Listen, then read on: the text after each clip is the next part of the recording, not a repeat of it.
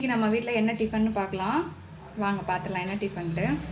இன்றைக்கி நம்ம வீட்டில் வந்து சப்பாத்தி, அதுக்கேற்ற மாதிரி கேரட்டு பீன்ஸ் போட்டு ஒரு தொக்கு மாதிரி வச்சுருக்கேன். இந்த டைம் வந்து நான் சப்பாத்திக்கு வந்து மாவு வந்து நிறையா அரைச்சி வச்சுருந்தேன். ரேஷன் கடையில் தான் வாங்குவோம் கோதுமை.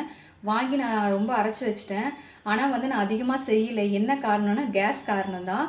கேஸ் பிரச்சனையால் தான் நான் அதிகமாக சப்பாத்தி போடல. சீக்கிரமாக நம்ம காலி ஆயிடும் கேஸுங்கிறனால நான் செய்யலை. நான் 9ஆம் தேதி கேஸ் புக் பண்ணேன். என் கையில் வந்து 22ஆம் தேதி தான் கேஸ் கிடச்சிது.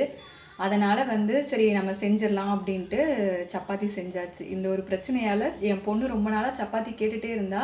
இந்த கேஸ் பிரச்சனையால் கோதுமை தோசை அப்படி தான் ஊற்றி கொடுத்துட்டு இருந்தேன், சப்பாத்தி செய்யலை. அப்புறம் வந்து இன்றைக்கி பாப்பாவுக்கு வந்து லீவ் விட்டுருக்காங்க. 10th exam நடக்கிறனால leave. எப்போவுமே காலையில் 9:30க்கெலாம் சாப்பிட்ருவோம். இன்றைக்கி டைம் வந்து 10:30 ஆயிடுச்சு. ஏன்னா லீவ் டைம்னாலே லேட்டாக தான் எந்திரிக்கிற மாதிரி ஆகுது. எல்லா வேலையுமே லேட்டாக தான் நடக்குது. இப்போ தான் துணியெல்லாம் துவைச்சிட்டு வந்தேன். அவங்கெல்லாம் சாப்பிட்டாங்க. நான் தான் இப்போ சாப்பிட போகிறேன். எக்ஸாம் நடக்கிறதுக்கு நான் ஒரு டிப்ஸு சொல்கிறேன். குழந்தைங்க வந்து பெரிய பிள்ளைங்களாக இருந்தாலும் சரி, சின்ன பிள்ளைங்களாக இருந்தாலும் சரி, உங்களால் முடிஞ்ச அளவுக்கு படிங்க. உங்களால் பாஸ் ஆக முடியுங்கிற அளவுக்கு நீங்கள் படிங்க. ரொம்ப போட்டு உங்கள் உடம்பை வந்து நீங்கள் கெடுத்துக்காதீங்க.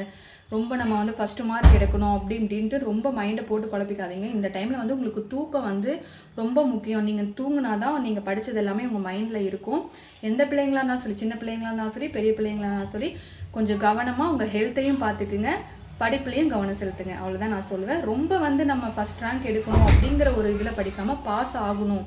அதே மாதிரி பெற்றோரும் ரொம்ப வந்து பேரண்ட்ஸும் வந்து ரொம்ப கம்பல் பண்ணாதீங்க பிள்ளைங்கள. படிங்க படிங்க படிங்க படிங்கன்னு சொல்லிட்டு அந்த பிள்ளைங்க படிக்கும். நம்ம நார்மலாக விட்டாலே அந்த பிள்ளைங்க நல்லா படிச்சிடும். ரொம்ப கம்பல் பண்ணாதீங்க. ரொம்ப கம்பல் பண்ணால் அதுங்க மைண்ட் வந்து நம்ம அம்மா அப்பா வந்து ரொம்ப ப்ரெஷர் பண்ணுறாங்க, அதுக்கேற்ற மாதிரி நம்ம படிக்கணும் அப்படிங்கிறக்காக ஒரு தாட் வந்துடும். அதனால் கொஞ்சம் கவனமாக இருங்க. பிள்ளைங்களும் கொஞ்சம் கவனமாக இருங்க.